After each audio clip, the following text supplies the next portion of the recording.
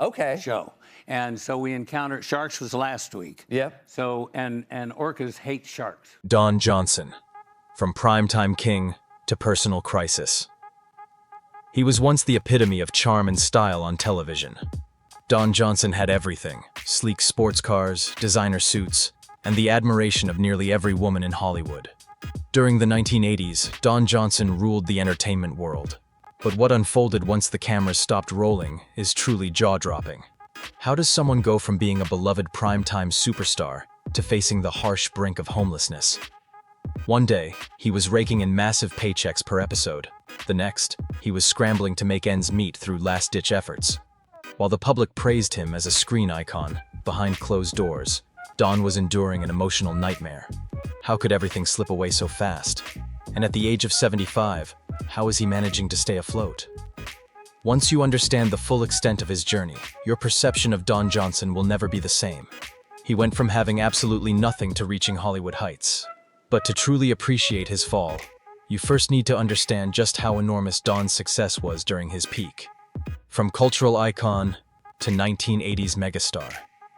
In the 1980s, when people thought about fashion-forward icons, Don Johnson instantly came to mind. His portrayal of Sonny Crockett in Miami Vice made white suits, pastel shirts, and sockless loafers legendary. He didn't just wear a style, he defined it. By the late 80s, Don was making millions annually. He starred in hit TV shows, recorded successful music, and secured movie roles. He wasn't just rich and famous, he was living life on a level most could only imagine. Don's lifestyle was as extravagant as his public image.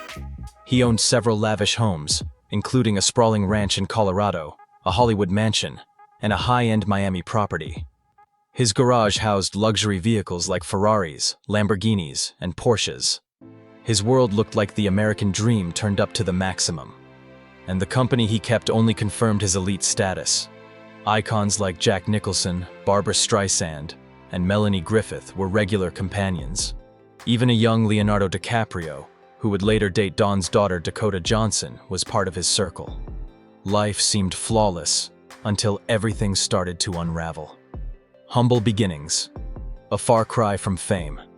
Long before pastel suits and private yachts, Don Johnson's life looked nothing like a Hollywood script. Born Donnie Wayne Johnson on December 15, 1949, in Flat Creek, Missouri, he came from extremely humble beginnings.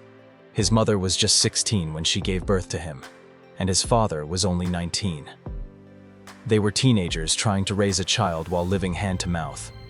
As a child, his family moved to Wichita, Kansas, where Don grew up in a working-class environment, often scraping by. There were no drama classes or industry connections, just grit and hardship. Making things worse, Don revealed that both his parents were often emotionally absent. In an interview, he admitted, "I had the quintessential maltreatment and parents who divorced when I was 12. I was the oldest, and I was deeply unhappy. I left home at 16. That's right, Don left his family as a teenager. Despite this chaotic upbringing, he had an inner spark. He was rebellious, charismatic, and energetic, and he knew it.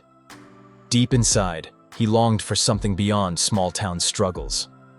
According to Don, that early adversity is what fueled his artistic drive. He once shared, "I had many emotional and psychological challenges as a kid, but I later realized that pain becomes the spark of creativity. It becomes the fuel. The spark that changed everything." Don's unlikely path to stardom began during high school when he signed up for a drama class just to earn extra credits. What started as a necessity quickly turned into a revelation. A drama teacher recognized his talent and cast him as Tony in West Side Story. That experience lit a fire in Don. He later described his first performance as life-changing, saying, "The moment I stood on stage, it felt like a drug. The audience gave me the love I never got at home." After high school, he pursued this passion and enrolled at the University of Kansas on a partial scholarship to study drama. He eventually moved on to the prestigious American Conservatory Theater in San Francisco, where some of the industry's best had trained. From there, his professional journey began. Early hustle and gradual rise. In the late 1960s and early 1970s, Don started landing minor roles in theater productions and small indie films. While he wasn't making headlines yet, he was slowly building a resume. One of his early films, the post-apocalyptic A Boy and His Dog, became a cult hit and gave him his first real exposure. But true stardom was still a long way off. Throughout the 1970s, Don bounced from gig to gig, working in low-budget films and guest spots on television. The rejection was constant, and he spent over a decade stuck in near fame. But in 1984, after years of struggle, Don landed the role that would redefine his life: Detective Sonny Crockett on Miami Vice. No one predicted how big the show would become, but it exploded into a cultural milestone. The Miami Vice effect, peak stardom. Miami Vice wasn't just another cop show, it changed the entire look and feel of TV. With sleek cars, bold fashion, and even a pet alligator, the show stood out. Don Johnson became the ultimate symbol of cool. Viewers were mesmerized by his swagger, and soon he was featured on magazine covers, music videos, and late-night shows. The success translated into huge earnings. With 5 solid seasons of Miami Vice, Don went from auditioning for crumbs to buying luxury homes and vacationing across Europe. And he didn't stop at acting. He explored music too. In 1986, he released a pop-rock album titled Heartbeat, and the title track actually became a hit. He performed concerts, topped charts, and even collaborated with stars like Barbra Streisand. Sure, he wasn't a world-class singer, but at the time, Don could do no wrong. Everything he touched turned to gold. By the end of the 1980s, he had a hit show, a budding music career, and a life full of luxury and glamour. His rags-to-riches transformation wasn't just impressive, it was the stuff of Hollywood dreams. The fall, personal and financial turmoil. But as the saying goes, the higher the climb, the greater the fall. For Don Johnson, that fall came swiftly and painfully. He began making poor decisions in both his personal life and career. Financial mismanagement, relationship issues, and bad investments started piling up. And when it came to romance, Don didn't just fall in love. He made headlines. His turbulent love life became tabloid fodder, and it only added fuel to the fire of his unraveling life. The rise, fall, and resilience of Don Johnson. He was once the suavest man on television. Fast cars, designer suits, and a presence that made every woman in Hollywood want to be on his arm. Don Johnson owned the 1980s, but what unfolded when the camera stopped rolling is more shocking than any plot twist on screen. How does a man transition from primetime royalty to facing the brink of homelessness? At one point, Don was earning staggering sums per episode. Then, seemingly overnight, he was making desperate financial decisions just to stay afloat. While the public celebrated his legendary status, behind the scenes, Don Johnson was living through one of the most crushing realities imaginable. So how did he lose it all? And now, at 75, how is he holding up? Once you hear his full journey, you'll never view him the same way again. From poverty to peak fame. Before diving into his tragic downfall, you need to understand just how massive Don Johnson's fame was during the 1980s. If you were hunting for a fashion icon back then, you couldn't miss him. With Miami Vice, he redefined cool. White suits, pastel shirts, and loafers with no socks. That look became iconic. By the late 80s, Don wasn't just famous, he was raking in millions annually. With top-rated TV shows, hit songs, and a string of movie offers, he was rich, stylish, and living large. His properties included a sprawling Colorado ranch, a mansion in Hollywood, and a high-end condo in Miami. His car collection? Only the best. Ferraris, Porsches, Lamborghinis. His lifestyle was the American dream on steroids. The circles he moved in were proof of his status. Jack Nicholson, Barbra Streisand, Melanie Griffith, and even a young Leonardo DiCaprio, who later dated Don's daughter, Dakota Johnson. Everything seemed perfect. But before the fortune and fame, Don Johnson had a very different life. A tough start in Missouri. Donnie Wayne Johnson was born on December 15, 1949, in Flat Creek, Missouri, a far cry from the glitz of Hollywood. His mother was only 16, his father 19. They were just kids trying to raise a child, and money was always tight. Soon the family relocated to Wichita, Kansas, where Don grew up. It wasn't a happy childhood. His family lived paycheck to paycheck. There were no acting classes, no opportunities, and certainly no connections to Hollywood. He revealed that both of his parents were often absent and constantly stressed. "I had the Queenella maltreatment and parents who divorced when I was 12 years old," he once said. "I was the oldest. I really was unhappy, and I left home at 16. That's right. He struck out on his own before most kids graduate high school. But despite all the chaos, Don had an unshakable charisma and a rebellious edge that set him apart. He wasn't just surviving, he was dreaming bigger.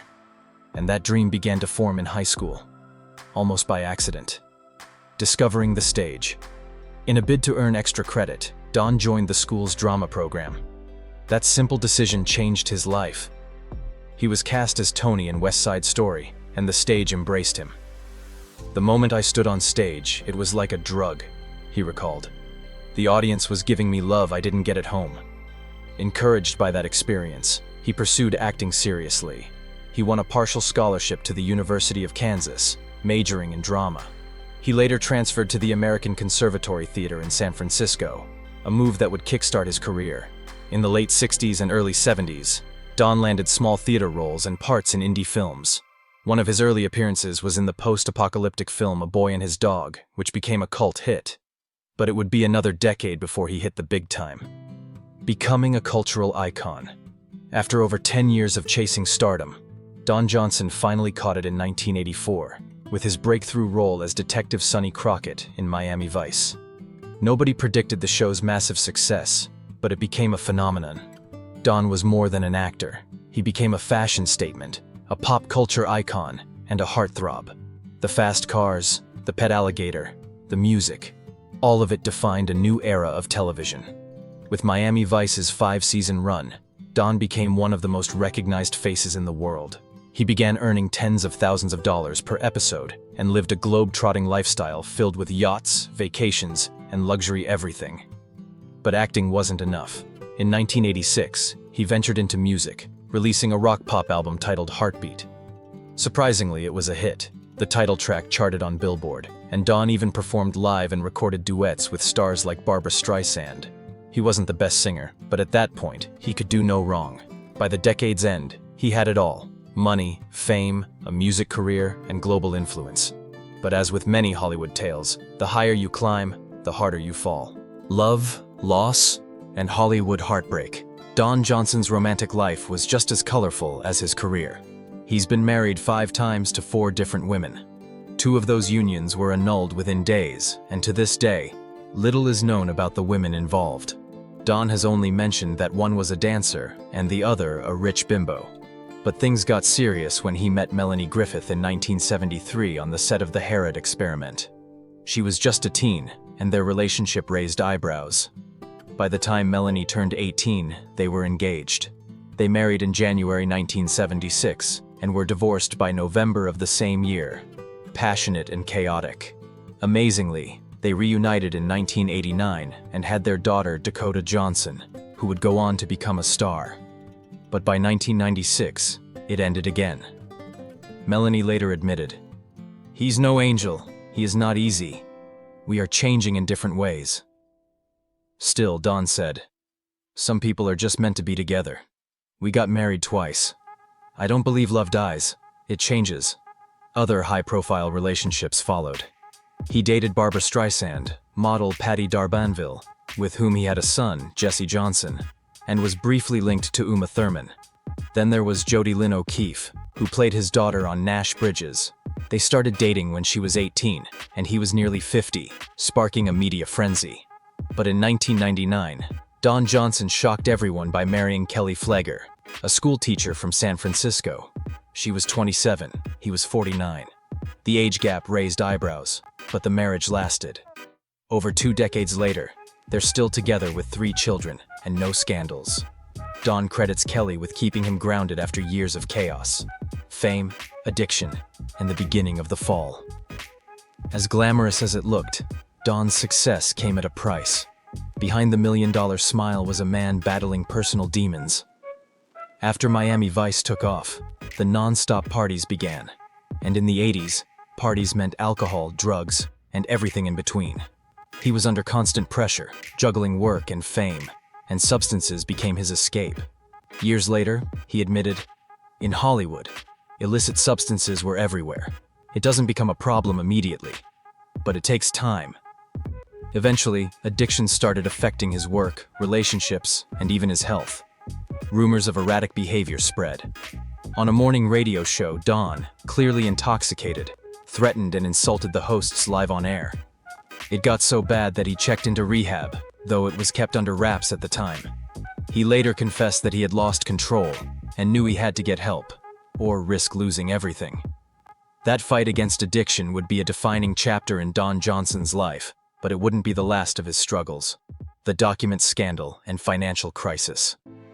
By the early 2000s, Don's personal life had stabilized, but financially, things took a massive hit, and it all began with one shocking event involving international authorities and millions of dollars. Don Johnson's tumultuous journey through love, scandal, and redemption. Hollywood's most iconic women have weathered whirlwind romances, headline-making splits, reconciliations, and even love stories that birthed future movie stars.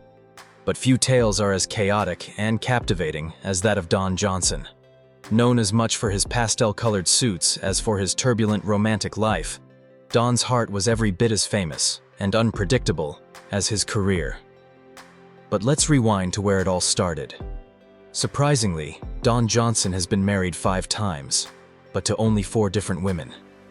Yes, 2 of those unions were so brief they were annulled within mere days. And to this day, details about those 2 mystery brides remain scarce. However, Don has offered a rare glimpse, sharing that one was a dancer and the other a wealthy bimbo, both relationships fueled by youthful recklessness, the kind so often seen among the rich and famous in Tinseltown. Things took a deeper turn when Don crossed paths with Melanie Griffith. The 2 first met as young actors on the 1973 film The Herod Experiment. Their relationship raised eyebrows even then, and by the time Melanie turned 18, they were engaged. In January 1976, the pair tied the knot, but by July, the marriage had unraveled. Just months later, they finalized their divorce. It was brief, intense, and quintessentially Hollywood, but that wasn't the end of the road for Don and Melanie. Over a decade later, in 1989, the pair remarried, this time with something much more enduring: their daughter, Dakota Johnson, who would go on to become a global film star. Unfortunately, even the second time wasn't forever. By 1996, they parted ways again. Melanie later spoke about the difficult dynamics, stating, "He's no angel. He is not easy. It's hard for me to imagine life without him, but we are changing in different ways." Meanwhile, Don reflected on the deep connection they shared, saying, "Some people are just meant to be together. That love never dies. It just changes." Despite their breakups, the former couple remained close, co-parented Dakota gracefully, and occasionally appeared together in support of her. But Don's love life didn't end there. Even when he wasn't married, he was rarely out of the tabloids thanks to his high-profile relationships. Did you know that Don Johnson once dated Barbra Streisand? Yes, they were a real couple in the late 80s, a glitzy, powerful, and unlikely duo. But like many Hollywood flings, it didn't last. Prior to that, Don had a long-term relationship with actress and model Patty D'Arbanville in the early 80s. They never wed, but they lived together for years and had a son, Jesse Johnson, who's also an actor today. Rumors also linked Don to Uma Thurman in the early 90s, though the relationship was short-lived and controversial due to their significant age difference. But perhaps the most eyebrow-raising was his relationship with Jodie Lynn O'Keefe, his Nash Bridges co-star who portrayed his daughter on screen. Jodie was only 18 when they began dating, while Don was in his late 40s. The age gap sparked a media frenzy, and while they dated for several years, it only fueled the public's curiosity and criticism. Then, in 1999, something unexpected happened. Don Johnson settled down for real. He married Kelly Flegger, a San Francisco socialite and former preschool teacher. She had a calm, grounded presence that contrasted sharply with the flashy women of his past. Kelly was 27, and Don was 49, but their marriage has endured for over 2 decades. No drama, no scandals, just a private and steady relationship. They have 3 children together, and Don often credits Kelly for stabilizing his life, calling her the calm in the storm.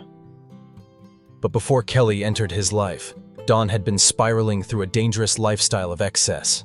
Fame had come fast and furious, especially after Miami Vice turned him into a global superstar. With fame came endless temptations, parties, money, and an abundance of substances that were commonplace in 1980s Hollywood. Don later admitted in interviews that the pressure of the industry introduced him to these destructive habits. "When I was young in Hollywood, substances and parties were everywhere. It doesn't become a problem right away. It creeps in." As his addiction took root, it began affecting every aspect of his life.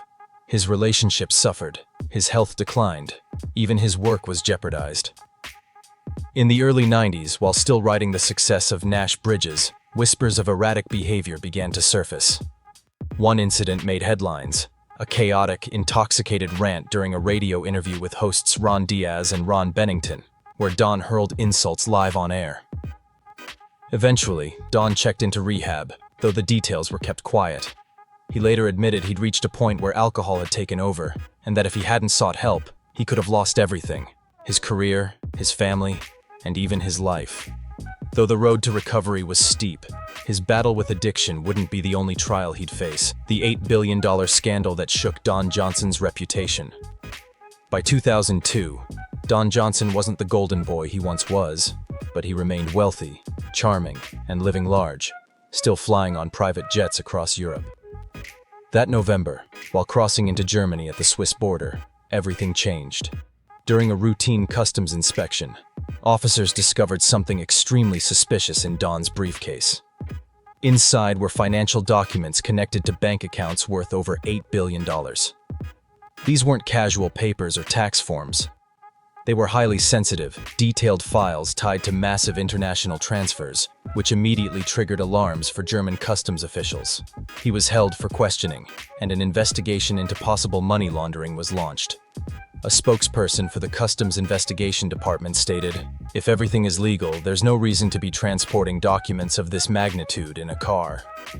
Investigators began tracing the origins of the accounts, the intended recipients, and Don's involvement. Was he part of a financial scheme? A front man for a bigger operation? Or simply in the wrong place at the wrong time? Media outlets pounced. Tabloids speculated wildly, some suggesting he was tangled in an international banking conspiracy, others claiming he'd been duped into carrying documents for shady associates. But Don was quick to defend himself. He explained that he was traveling with business partners, and the documents were part of a legitimate film financing deal. No money was being moved, just paperwork. After a full investigation, German authorities dropped the case and cleared Don of any wrongdoing. No charges were filed, but while the legal cloud lifted, the damage to his reputation had already been done.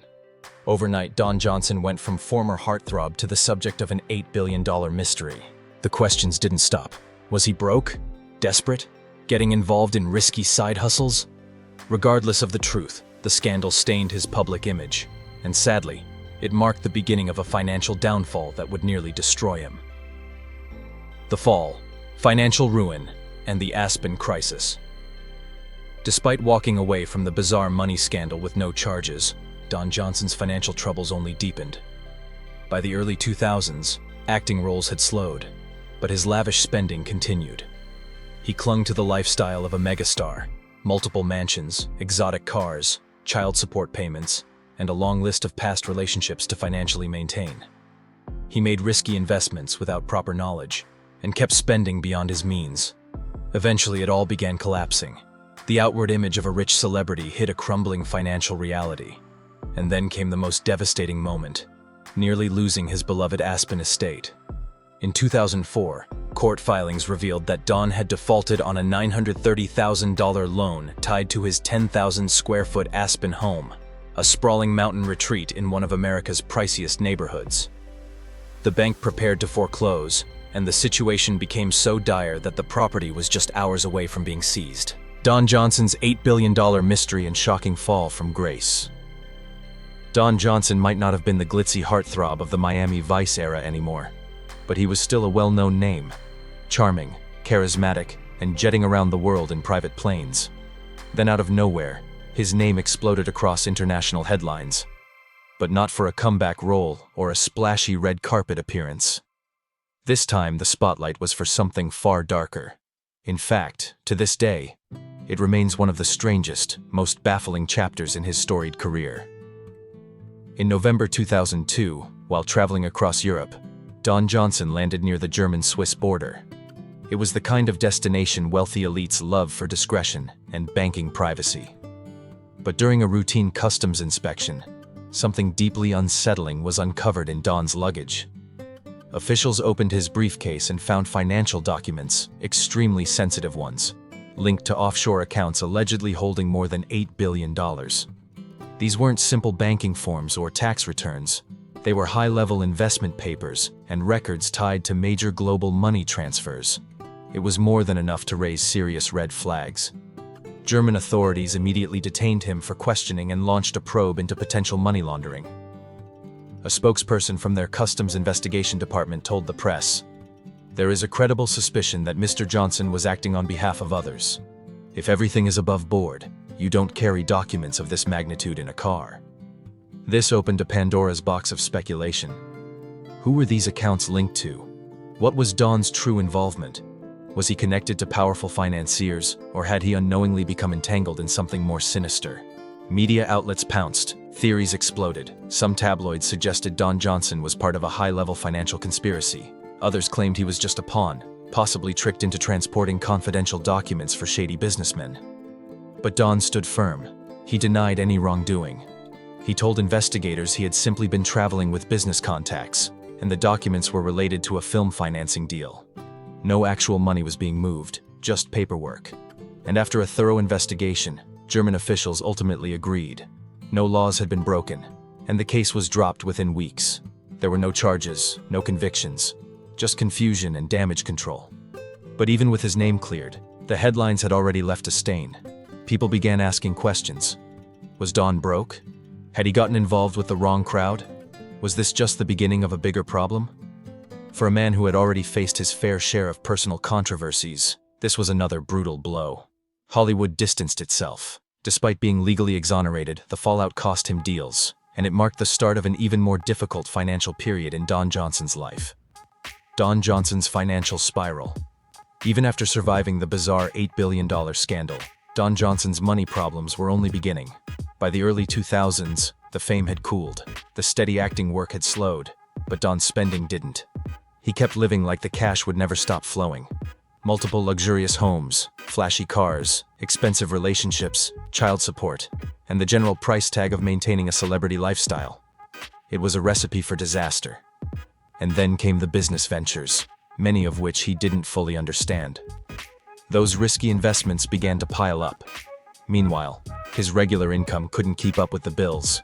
Month after month, the debts mounted. Behind the scenes, Don Johnson was sliding into a financial freefall. His lowest point came in 2004, when he nearly lost his prized mountain estate in Aspen, Colorado. The 10,000 square foot property wasn't just a home. It was a multi-million-dollar alpine retreat in one of the most exclusive areas in America. But court records revealed Don had defaulted on a $930,000 loan, and the bank was preparing to foreclose.